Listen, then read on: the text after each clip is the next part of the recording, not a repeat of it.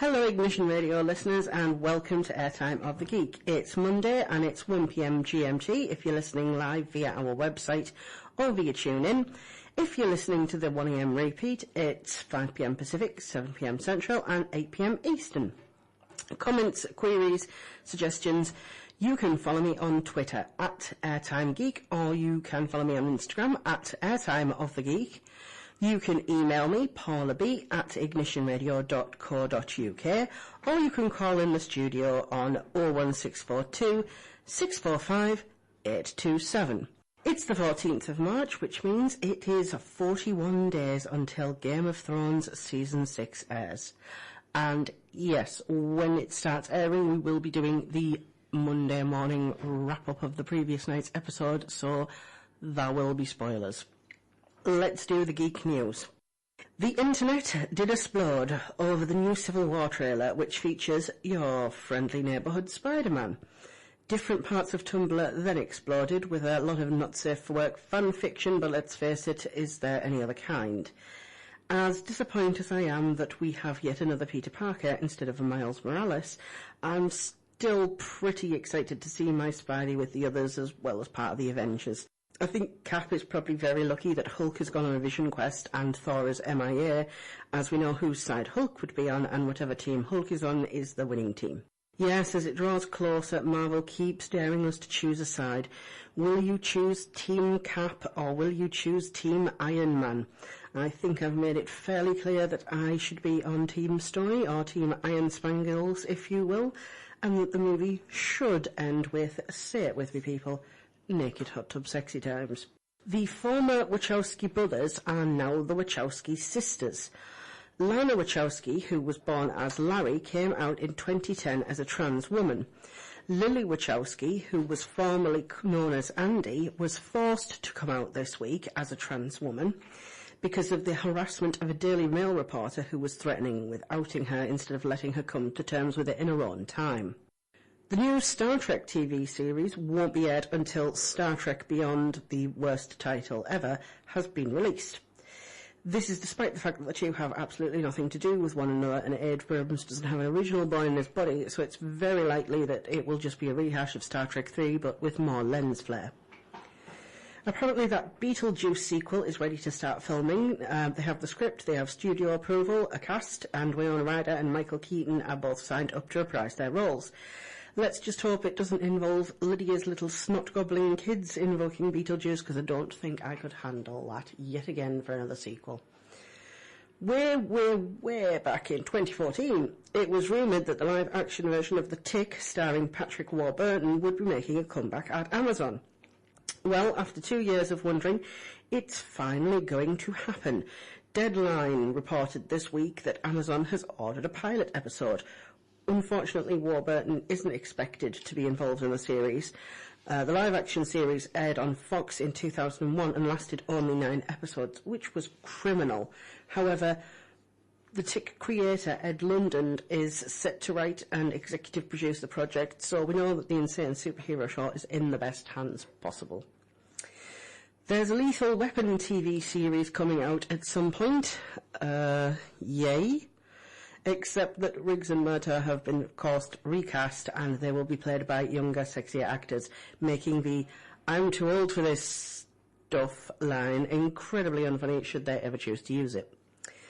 Marvel's Daredevil series on Netflix will air its 2nd season next week, and Luke Cage has been given a premiere date of September. Let's hope that they give that show a bigger budget than they gave Jessica Jones, as it looked like it was filmed on iPhones. Exciting news I just read this morning.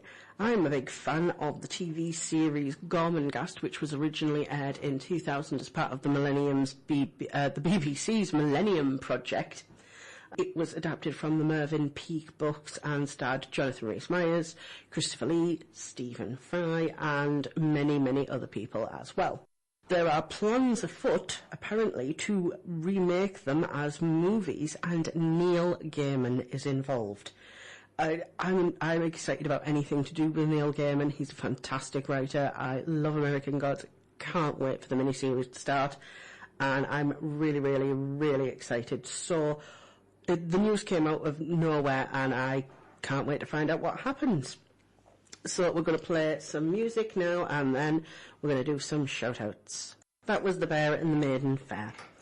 A few shout-outs. As always, brave Sir Robin needs a mention. However, he has a competitor for the slot of number one fan, as apparently the very, very lovely Mark from my other job has been gushing about my show and talking about it a lot, and apparently driving a couple of people up the wall. Don't stop talking about it, Mark. Keep telling them all about it, and I expect my next steak to be extra medium rare. It'll be lovely and delicious. Big kisses to Mark. My bestie finally listened to the show last week, so he will be getting his birthday present on Friday. Good boy, well done. Hope you listen to this week's, as there will be a quiz. Finally, Vanilla Dragon, you are such a huge part of my life, and I'm so happy that you're back. I've missed you so much, and I can't wait to talk to you again. Comments, queries, suggestions, you can follow me on Twitter at Airtime Geek or Instagram at Airtime of the Geek. You can email me, Paula B, at ignitionradio.co.uk, or you can call the studio 01642 645 827. I will read out comments, questions, I'll play requests. Get in touch. So it's time for this week's Top 10, and this week I am counting down my Top 10 unmusicals. This is what I call a movie, which is technically classified as a musical, but traditionally a musical is where a character sings a song to explain where they are emotionally at that point in the story. An unmusical is what I call a movie which contains characters singing their usually original songs, but are aware they are performing a song, rather than it just being part of the narrative. So a typical musical is something like Seven Brides for Seven Brothers, Calamity Jane, Sweeney Todd, Grease. A jukebox or karaoke musical is something more like Moulin Rouge or Mamma Mia. But today it is the unmusical we are talking about. And what I love about the unmusical is that it's almost always filled with original music that's often a lot easier to listen to without the context of a film around it. If you're, for example, listening to the soundtrack to Grease and you've not listened to the film, the songs can be quite confusing. But if you're listening to an unmusical soundtrack, because these are performances, you can usually listen to them on their own. So let's start as usual with number 10, because it's always more fun for me to do it in reverse order. And number 10 is Purple Rain. It was released in 1984, and it was the film debut of Prince, and the only film which he featured in that he didn't direct. The Purple Rain tells the story of the Kid, a talented but troubled frontman of a Minneapolis-based band. It's not a terrific movie, but it's really entertaining, and I didn't actually see it until after watching Jay and Silent Bob Strike Back and hearing them talk about Morris Day and the time. It did finally prompt me to give the show a watch. Give the movie a watch. My favourite song in the movie is actually not one of Prince's, but it's Jungle Love by Morris Day and the Time, and that's what I'm going to play for you. And that was Jungle Love by Morris Day and the Time. Number 9 is 8 Mile. The film is set in 1995, and it's the account of a young white rapper named Jimmy B. Rabbit Smith, played by Eminem, who lives in a mobile home in Warren, Michigan, and his attempt to launch a career in rap. The film's title comes from 8 Mile Road, which is a highway that runs along the border between the lower class area and the predominantly middle class area. Filmed mostly on location in Detroit and its surrounding areas, the film was both a critical and financial success. Eminem won the Academy Award for Best Original Song for Lose Yourself, but he didn't turn up to the award ceremony to collect it because he honestly did not think he would win. 8 Mile received critical acclaim, with critics praising the music and Eminem's performance. When he first came onto the music scene way back in 1999 with the Slim Shady LP, he was something a bit new and edgy, and many kids my age latched onto him because of the obvious disapproval from parents, but also partly because he was ridiculously talented. His first 2 albums were both masterpieces in composition, and with 8 Mile, Eminem also established that he had acting chops as well. The film is semi-autobiographical on Eminem's part, and it tells a fictionalised version of his life with obvious changes like switching a young daughter for a younger sister. Eminem had very little time to actually work on the song Lose Yourself while shooting the film, and he used any opportunity to have a pen and paper in front of him, writing down lyrics. In some cases, he was actually writing as he was being filmed, such as his ride on the city bus after the first rap battle. He's actually writing down the lyrics to Lose Yourself as he's being filmed. So I'm going to play what was a very difficult to find clean version of Lose Yourself. And that was Lose Yourself by Eminem. Number 8 is Sister Act. Screenwriter Paul Rudnick pitched Sister Act to producer Scott Rudin in 1987, and it was agreed that Bette Midler would be the best for the lead part. The script was brought to Disney, however, Midler turned down the role, fearing that her fans would not want to see her play a nun. Eventually, Whoopi Goldberg signed on to play the lead. As production commenced, the script was rewritten by half a dozen screenwriters, including Carrie Fisher, Robert Harling and Nancy Myers. Sister Act tells the story of Dolores Van Cartier, a Las Vegas singer who gets caught up in her mob boyfriend's underworld and is forced to go into the witness protection program, hiding in a nunnery as Sister Mary Clarence. Any logical missteps are easily forgiven, as the film is a little bit silly and it's a lot of fun. Dolores revamps the church's dwindling population by mashing up classic soul songs of the 70s with religious lyrics, encouraging the sisters to mix in with the community and finally become a part of their world. It was popular enough to spawn a sequel and a true musical adaptation with music by the fantastic Alan Menken, who I've spoken about before in his work with Disney and Howard Ashman in the golden age of Disney movies back in the 80s and 90s. If you're not had a listen to the cast recording, you should. If you really like Sister Act, I think you'll actually like the musical version. It's very much in the spirit. Obviously, they couldn't use the real music from the movie, and they had to write their own, and it's fantastic. But now I'm going to play I Will Follow Him. Number 7 is The Wedding Singer. It was released originally in 1998, and it was a period piece about the 1980s. And one of Adam Sandler's early and actually good movies. Adam Sandler has been in some truly terrible movies.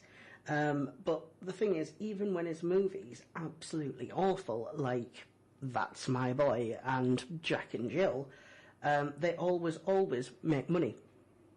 The movie The Wedding Singer, however, isn't awful.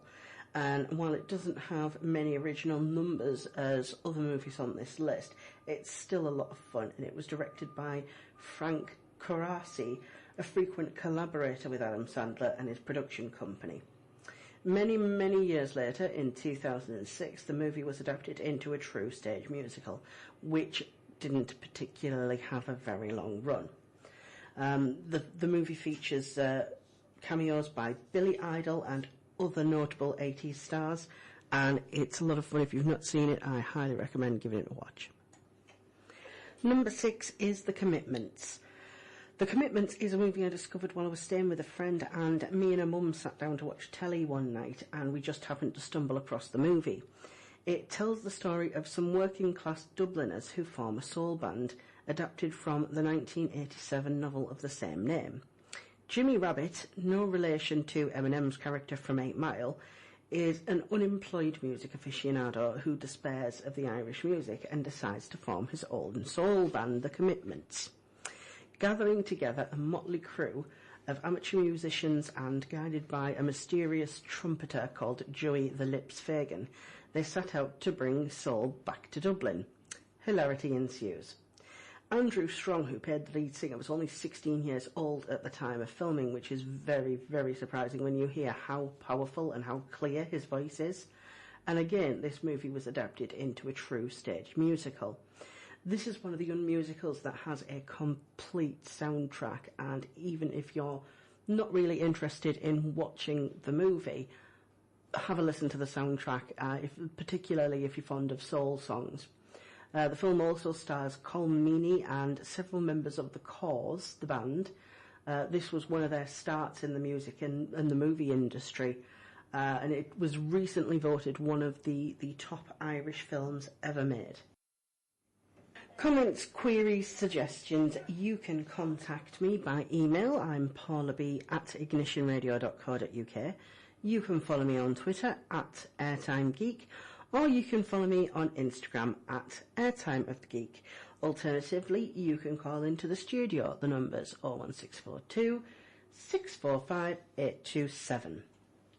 I'm continuing with my top 10 musicals, and number 5 is Pitch Perfect. Pitch Perfect is the story of the Barton Bellas, a college a cappella all-girl singing group who are trying to win a national competition, and follows the newcomer, the antisocial Becca, as she struggles to make friends and acclimatise to college life. The film is based on Mickey Rapkin's non-fiction book, Pitch Perfect, The Quest for Collegiate A Cappella Glory. Rapkin, senior editor at GQ magazine, spent a season covering competitive collegiate a cappella. He followed the Tufts University Beelzebubs, the University of Oregon's DeVC, which were the loose inspiration for the Bellas, and the University of Virginia's Hullabaloos, who have a cameo in the film. Rapkin's book mainly covers singing, groupies, partying and rivalries. Two members of an a cappella community, Deke Sharon, who founded the International Championship of Collegiate A Cappella, and Ed Boyer, both in Rapkin's book, were brought on board to arrange songs, produce vocals and act as on-site music directors, where they ran a month-long a cappella boot camp. This was a movie that once I watched it once, and then I watched it again, and then again, and then again, and spent the next few weeks just watching it over and over and over again. It was so fantastic seeing a sort of a group of ladies who were a mix of body types, which weren't pointed out on screen.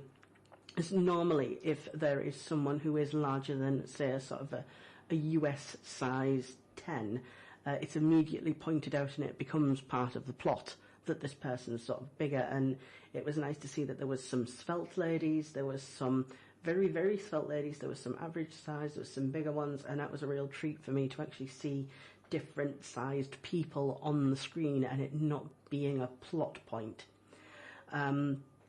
It's a great movie, and it has a really, really great soundtrack. I played the riff off earlier, and so now I'm going to play their finale song. Number 4 is School of Rock. School of Rock is a film. Okay, it's a film about a guy who pretends to be a teacher so that he can go into like a primary school and earn some easy money, which is fairly morally dubious, and it's a bit hard from a critical standpoint to talk about it and not bring up certain things, as we're now living in a post-Jimmy Savile world. But here goes. Jack Black plays Dewey, a down-and-out musician whose flatmates are sick of him not paying his share of the rent. He decides to masquerade as a substitute teacher, but obviously having no idea what he's doing, he just keeps telling the children to go to recess. He discovers that the children can all play instruments and have been kicked out of his own band. He forms them into a rock group in order to enter the Battle of the Bands, attempting to hide their rehearsals from the head teacher and the children's parents. When I first encountered Jack Black in a role that I actually remembered, like not counting things like one-off appearances in the X-Files or a background appearance in Biodome, the first thing that I saw him in where he actually stood out, it was in the movie High Fidelity. And generally I hated that movie for being so far removed from the book, but I thought Jack Black was a very good singer, and I still do. I love Tenacious D, and if this was a regular musical list, then Pick of Destiny might have shown up somewhere. But as it is, this is the unmusical list, and what I want to play is Zach's song. You can go and view on YouTube, they actually did a 10-year School of Rock reunion. All the kids were grown up, and it was really, really good. So if you're a fan of the film, check it out. Now we're getting into the top 3, and number 3 is music and lyrics. Music and lyrics is a sort of fan fiction in which Hugh Grant plays a character who is basically the other guy from Wham, trying to be a retro artist in the modern world after his George Michael XB did him over when their band split up.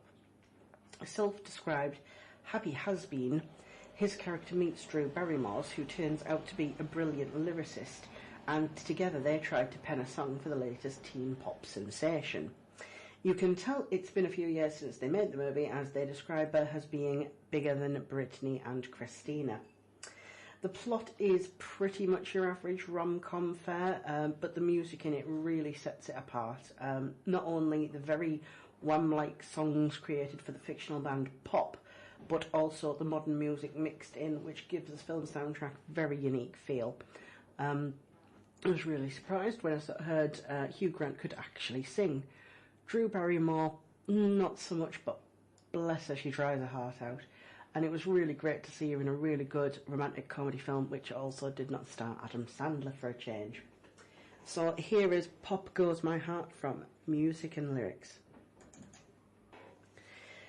So number 2 is a film which is one of my absolute favourite films of all time, and it's called Still Crazy. The film's plot is that a musical group called Strange Fruit had a bitter breakup in the 1970s, but 20 years later, their keyboard player Tony, who's played by Stephen Rea, wants to get the band back together. Joining Tony is old cohorts Karen, played by Juliette Aubrey, who convinces the lead singer Ray, who's played by Bill Nighy, bassist Les, played by Jimmy Nail, and drummer Bino, played by Timothy Spall, and their longtime roadie Huey, who's played by Billy Connolly, and they start a reunion. But old jealousies re-emerge when the band hires a young guitarist to fill in for their old guitarist who had killed himself. As much as I love Bill Nighy, he always plays Bill Nighy. Timothy Spall is a far more underrated actor. He's like a chameleon in the roles that he plays, and he's one of the best things about the film. Unlike many other musicals which feature old hit songs, the catalogue of Strange Fruit is actually very good, and you look forward to hearing each new song that the band plays as they go around their reunion tour. They have to deal with the former alcoholic Ray and his problems, Les's problems of being nagged by his wife about his now business, and they're desperately trying to cling to those last snatches of fame. It's a brilliant movie. It's really funny, really great music. Anyone who's a fan of any kind of rock music will really like the film. What I'm going to do is play the Strange Fruits best song. It was like their big hit song. It's called All Over the World. So now it's time for my number 1, and this is a movie which is called Velvet Goldmine. Have you ever wanted to watch a movie in which Batman gets bummed by Obi-Wan Kenobi? Who am I kidding? This is the internet. Of course you do. You're probably listening to this right on the internet right now, looking for that kind of thing under Google image search. As we know, this is what the internet was created for. Well, besides Candy Crush. I was a little bit obsessed with Jonathan Rhys-Meyers after watching him in Gormenghast, and at the time IMDb was vaguely new, but I used it to look up other movies he'd been in up to that point. One thing which stood out was a movie called Velvet Goldmine, in which he played the main character. I watched it, and lo, I did revere it, for Velvet Goldmine is a gem of a movie. Jonathan Rhys-Meyers plays the part of Brian Slade, a 1970s glam rock star, and tells the story of his rise and fall of stardom. And they tell it through flashbacks and through the lives of those around him. A journalist called Arthur Stewart, who's played by Christian Bale, whose own past intertwines with the story of Slade's ex-wife, who was Mandy, played by the sublime Toni Collette, and shock rocker Kurt Wilde, who's played by Ewan McGregor. Brian Slade is modelled on David Bowie and partly Mark Bolan of T-Rex, so much so that actually Bowie threatened to sue them until rewrites were made to distance the character and the real man. Kurt Wilde is part Iggy Pop, part Lou Reed. The tale strongly parallels Bowie's relationship with Reed and Pop in the 70s and 80s. Brian Slade's gradually overwhelming stage persona of Maxwell Demon and his backing band The Venus in Furs bear a strong resemblance to Ziggy Stardust and the Spiders from Mars. This is a movie not for the faint of heart. There are drugs, many drugs, and there is also a fair bit of hanky-panky and also some rock and or roll. If the movie is not your thing, I beg you though, give a listen to the soundtrack. The soundtrack is just a masterpiece. I had a hard time choosing just one song from it. The characters are really lively. It's very colourful. There's a whole, it's based in the 70s, so it's a lot of glam rock music, but there's lots of different styles of it.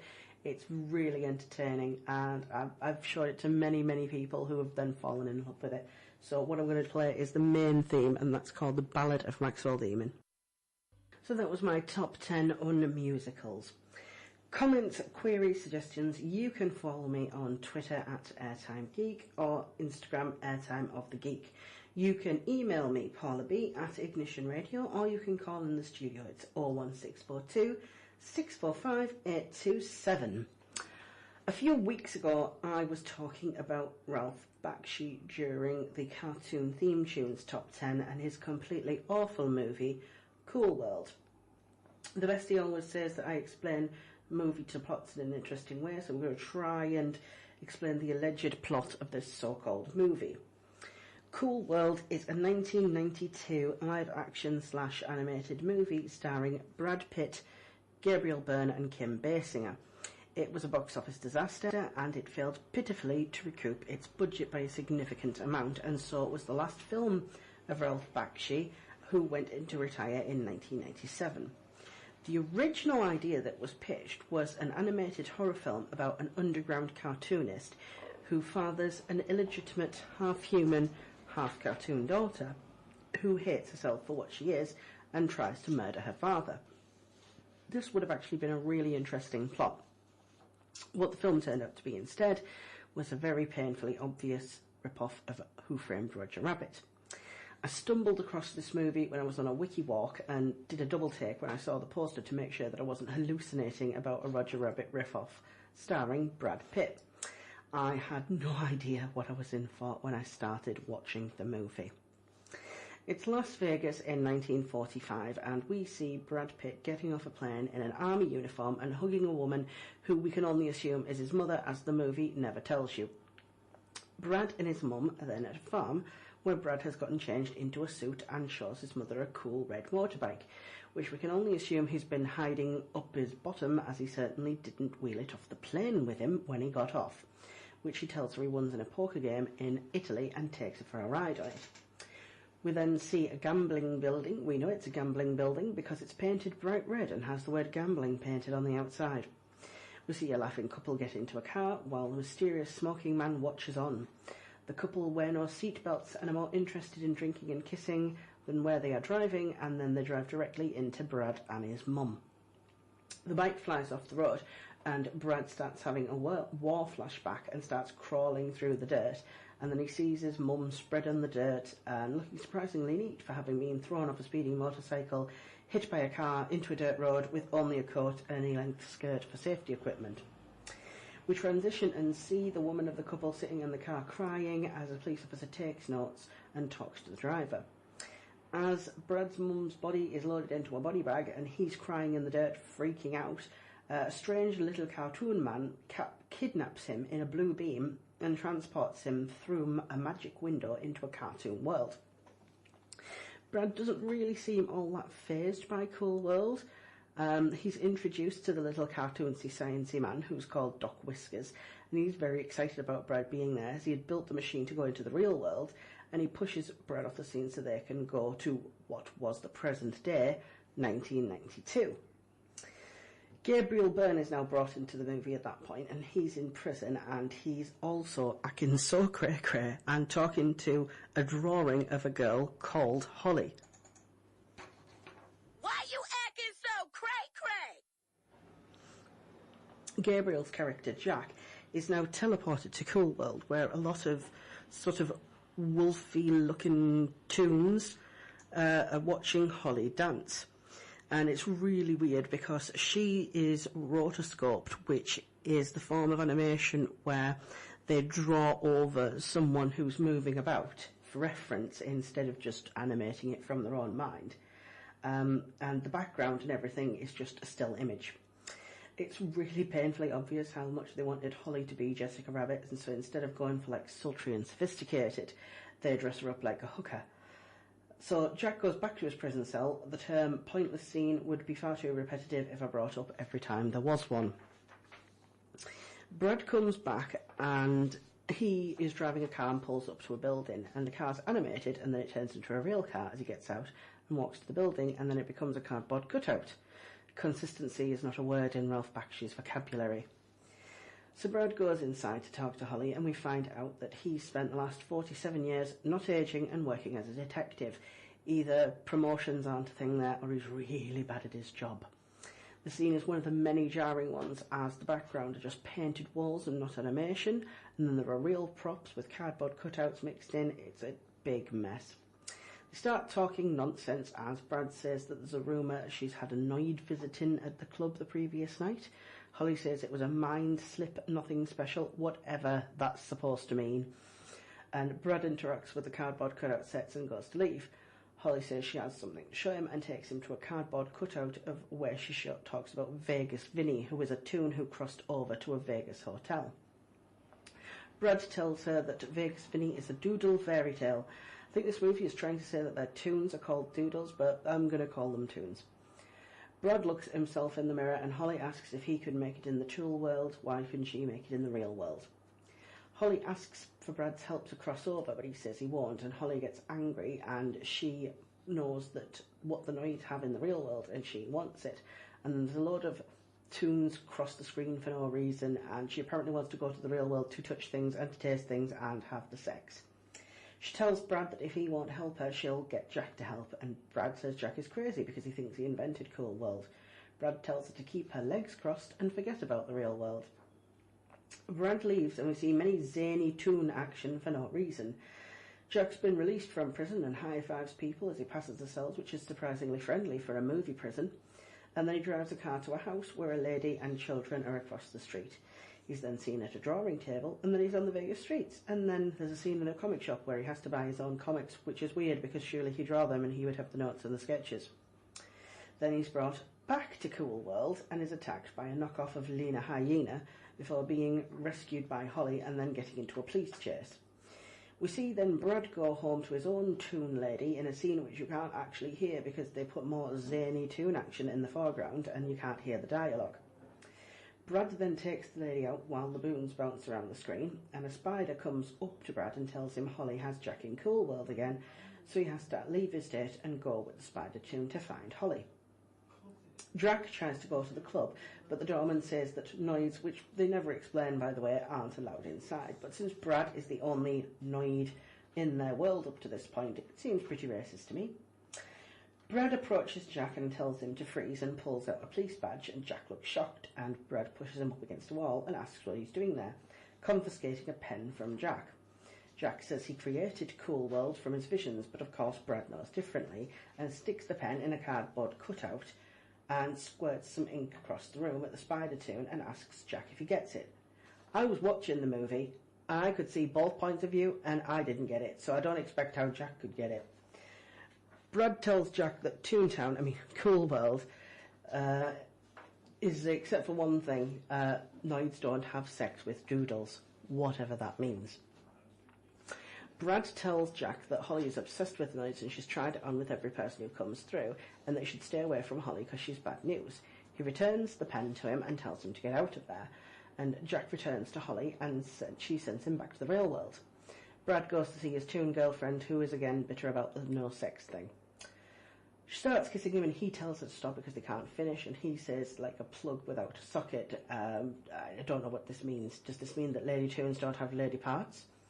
She asks him if he ever thought about going back to the real world so he can do it. He said he never would because he can't live without her, but then he can't be with her and it's frustrating. It's nice to know that he cares so much about the character who has yet to be given a name. She's called Lynette, but I had to look that up on Wikipedia because it's not said until nearly the end of the movie. Lynette says that they're just going to pretend that they can have sex, but the spider toon comes into C-block Brad.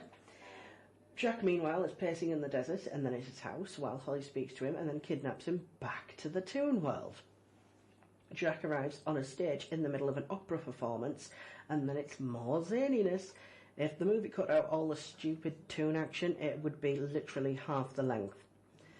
Brad goes to threaten Holly to tell her to stay away from Jack, and then he briefly forgets his lines and walks off the set. He goes to leave via the window, but sees Jack arriving downstairs, and Jack is scared by the pencil sketch at the door. The door eventually lets Jack upstairs, but he has no idea why he's going up. Holly teases him when he arrives, and for some reason all the toons start freaking out, and then we cut back to Holly and Jack in her bedroom as she gyrates around him and eventually climbs astride. Jack reminds her of Brad's warning, but Holly isn't one to follow the rules, so we see the toons climbing up the side of the building, then Holly biting her glove off, then back to the toons again, then back to Holly, then back to the toons. You can see how this is going. No one wants to see the toons. They aren't funny, but for some reason they keep seeing them. Then we see Holly has successfully mounted Jack, and she seems to have enjoyed herself. Holly then transforms into Kim Basinger. She flickers back and forth between real and toon, and Holly pulls her white dress on, and the real version of Holly has a much more smaller but more plausible set of breasts and is completely different haircut, but I guess it was a pretty dramatic conversion for her. Brad pulls up outside with the spider toon, and he tells him to keep working and call him when he's done. And we see more toons inside the club, and so far Holly and Lynette are the only toons that are actually in the movie that look anything close to a real person. All the rest are sort of very Looney Tunes or early Nicktoons-esque sketches. At the Cool World police station, Sparks, who is a man in a purple suit, calls Spider Toon and tells him Jack and Holly just did it and are heading to the real world. The Spider calls the club and looks around for Brad as an excuse to add some more bad animation. Spider Toon decides not to tell Brad about Jack and Holly. Holly, meanwhile, keeps flicking back and forth between real and toon, but she's shaking and can't seem to believe she's turned real. She steals Jack's pen and uses it to suck the Spider Toon into it. It's a weird movie. Jack and Holly go back to the real world while Brad investigates things. Jack takes Holly to a bar and Holly goes crazy, smelling people and acting badly. Holly gets up on stage and Jack tries to stop her, but is thrown out of the bar. Jack put his hands on the bouncer, who throws him out, and transfers a weird blue lighty thing as he touches his car, and he flickers then himself between himself and a toon. Only the toon isn't a toon version of Jack, it's a clown. And inside the bar, Holly sings the song Let's Make Love, which the film thinks is their version of Give Me Some Money Too, and it's totally not. Meanwhile, Brad and Lynette argue because he has to go to the real world to stop Jack and Holly. Brad assures Lynette that he doesn't want to go back but has to stop Jack and Holly and for him and Cool World to be real. Holly starts flickering back and forth between her real self and a clown toon because of the reason. The audience are impressed and they think it's all part of the show. Holly runs out of the bar, steals a cigarette on her way out, and she asks Jack what's going on, but Jack obviously doesn't know. Brad starts flashbacking to his motorcycle accident and uses the pain of that to send him back to the real world.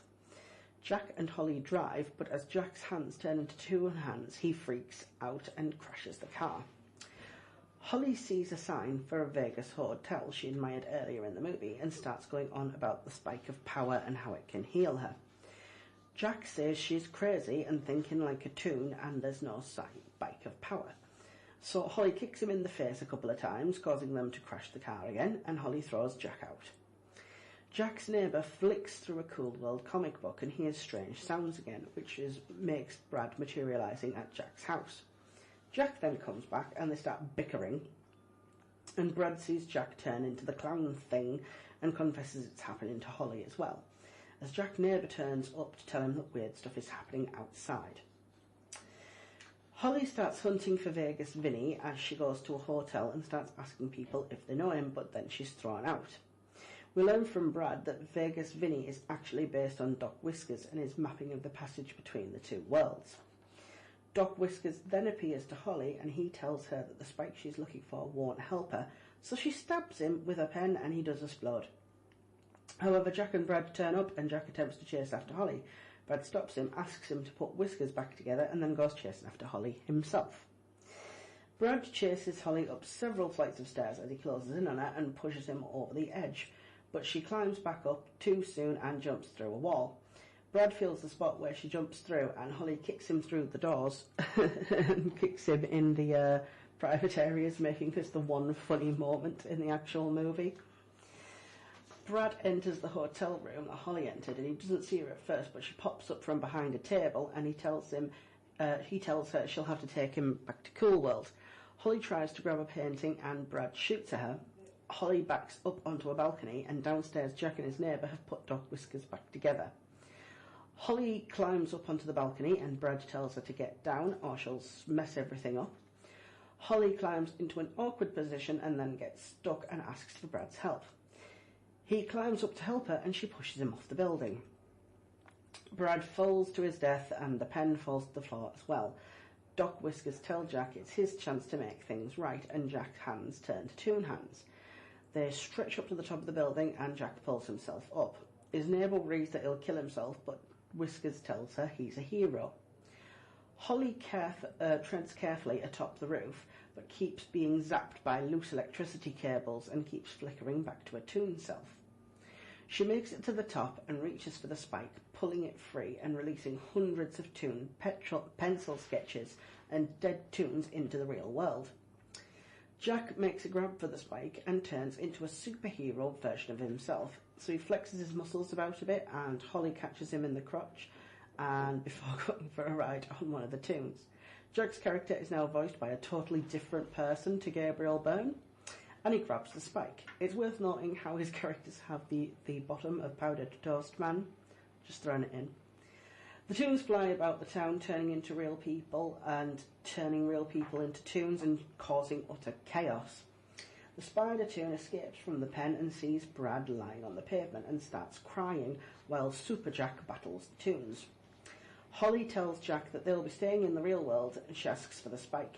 He goes to give it to her because his toon self is a moron of massive proportions. However, he realises that it's a trick and returns the spike of power to its proper place, which sends Holly hurtling back to the real world and reverting all of the people back to their selves. Jack's neighbour cries as she realises that he's gone, and Whiskers tells her that Spike was probably protected those who were sucked back into Cool World. He goes to comfort the spider toon, who says he should take Brad's body back to Cool World so his girlfriend can see it. Jack's neighbour walks away and Lynette wanders alone as the toons celebrate whatever it is they're celebrating, because it actually didn't affect Cool World at all, it was the real world. She sees Brad's body laying on the pavement and it magically changes position between shots. Lynette cries over Brad's body and she asks who killed him, and the spider toon tells her Holly did it in toon form. Lynette says that when a human is killed by a toon, they become a toon themselves. So Brad comes back to life as a toon. Lynette is super happy because at last they can have the sex. Jack the super moron tells Holly he loves their new home and starts planning where he's going to build a house for them to live and raise children as toons. End of movie. It's shocking how poorly animated it is, this film. I've seen better animated pop-up ads. And it could easily be forgiven if Brad or Jack blended into the world, but they don't, they just stand out. They interact with the painted backdrops instead of the animated ones, and even if you're a crazy person who doesn't like Who Framed Roger Rabbit, you at least have to admit that it looks like the toons and the people were interacting with one another. This is not the case in Cool World. I'm willing to forgive a movie a lot for being bad or having bad effects as long as it's entertaining, but this isn't. And the fact that it's trying so very hard to be Roger Rabbit and fails makes it even worse. The acting from everyone is pretty terrible. Brad Pitt's okay, but it's not really a role that's vastly outside his range. Gabriel Byrne is so bad, he's just phoning it in the entire time. And Kim Basinger is just awful. It's painful to watch, I'm telling you. It's just embarrassing. I'm embarrassed for her. I'm embarrassed on her behalf. It's second-hand shame. The plot is stupid. Why does Brad Pitt have to come from 1945? Or alternatively, why does Gabriel Byrne have to come from 1992? The fact that Brad was a soldier in World War II, it has absolutely no bearing on the plot at all. It's never mentioned again. The fact that Jack was in prison has no plot significance, and the fact that he was jailed for killing a person is never mentioned again after the comic book scene. Who is Doc Whiskers anyway? Why and how did he build a portal to the real world? What's the thing with Vegas Vinny? Why does toon human sex play havoc with the person and the real toonness? Why did Jack and Holly turn into clown toons? Why hasn't Brad aged in 47 years? Is he aware of the passage of time? What was the point of Jack having a neighbour? Her only purpose in the movie was to drive him to the hotel. why did Jack go to a comic shop to buy armfuls of his own comics? He had loads of the things he should have. Why are Holly and Lynette the only ones who look like real people? The rest of the Toon world is, by comparison, severely deformed, so why aren't Holly and Lynette treated as the strange ones? Why at one point did I see Porky Pig's head on a woman's body? It just raises too many questions. So that was my review of Cool World, one of the worst movies I have ever seen in my entire life. If you have any comments, queries, suggestions, you can get in contact with me on @AirtimeGeek. If you're on Twitter, you can follow me @AirtimeOfTheGeek on Instagram, or you can email me, paulab@ignitionradio.co.uk. You can call the studio 01642 645 827. That's it for Airtime of the Geek for this week. Tune in next week for more top 10s, more news and more reviews.